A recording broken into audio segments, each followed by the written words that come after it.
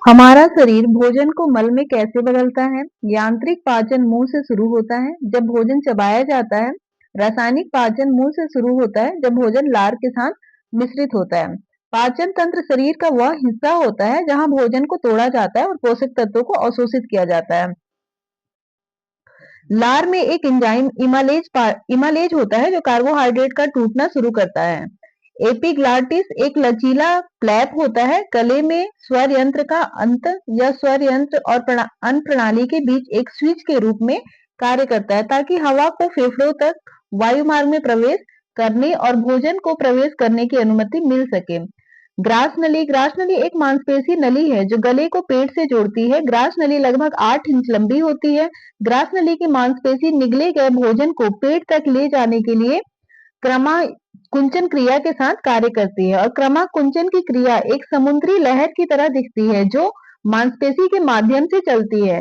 फिर भोजन पेट में प्रवेश करता है जो एक गोल खोखला आकार का अंग है जो ग्रास नली और ग्रहणी के बीच स्थित होता है। पेट में 3 यांत्रिक कार्य होते हैं। ऐसा करने के लिए सबसे पहले पेट के द्वारा निगले गए भोजन को तरल के रूप में संग्रहित करना होता है। इसके लिए पेट के ऊपरी हिस्से की मांसपेशियों को आराम करने और बड़ी मात्रा में निगले गए पदार्थ को स्वीकार करने की आवश्यकता होती है। पेट की भीतरी परत झुर्रियों से भरी होती है जिसे रूगी के नाम से जाना जाता है। रूगी दोनों बड़े भोजन को समायोजित करने के लिए पेट को फैलने की अनुमति देते हैं और पाचन के दौरान भोजन को पकड़ने और स्थानांतरित करने में मदद करने का कार्य करते हैं।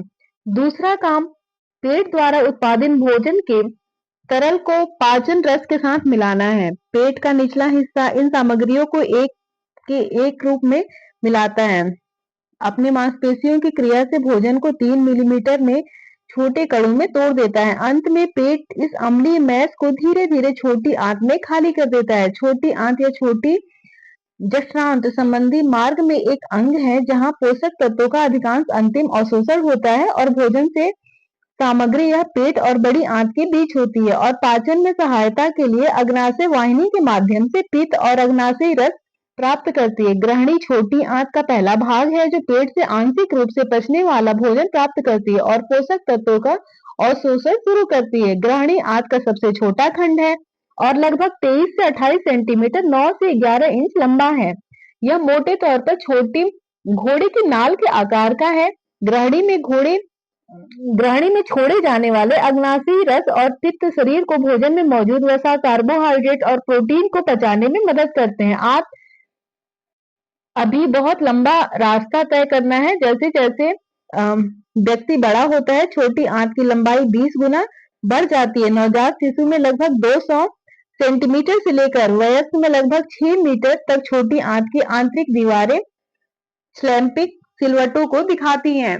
इन्हें प्लाइक आई कहा जाता है। सर्कुलर प्लेक आई शुरुआत में अधिक संख्या में होते हैं और बाद में संख्या में कम हो जाते हैं और पूरी तरह से अनुपस्थित होते हैं। पाचन महत्वपूर्ण है क्योंकि आपके शरीर को ठीक से काम करने और स्वस्थ रहने के लिए भोजन और पेय से पोषक तत्वों की आवश्यकता होती है। प्रोटीन, वसा, कार्बोहाइड्रेट, विटामिन, खनिज और पानी आपके पाचन के लिए पोषक तत्व हैं। सिस्टम पोषक तत्वों को इतने छोटे-छोटे भागों में तोड़ता है कि आपका शरीर उन्हें अवशोषित कर सके और ऊर्जा वृद्धि और कोशिका मरम्मत के लिए उपयोग कर सके। प्रोटीन अमीनो एसिड में टूटते हैं, वसा फैटी एसिड में टूटते हैं और ग्लिसरॉल कार्बोहाइड्रेट तरल शर्करा में टूटते हैं। जो बचता है वह ज्यादातर तरल होता है और फिर इस छोटी आंत में क्लोन में चला जाता है। भोजन के कण और भी छोटे हो जाते हैं